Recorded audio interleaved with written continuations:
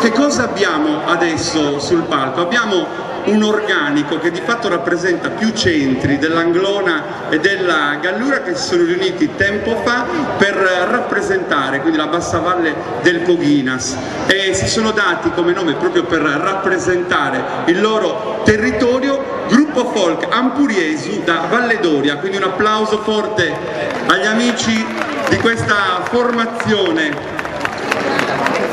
Pensate che da Vidalba a Badesi, Santa Maria Coghinas, ovviamente Valle d'Oria, insomma insieme formano un gruppo unico che rendono omaggio in apertura proprio alla Gallura con lo Scottis e poi l'Uballo Trincato. Ad accompagnarli, ma ritroveremo spesso durante questo incontro la sua abilità, è un amico di Ossi, Giuseppe Cubeddu.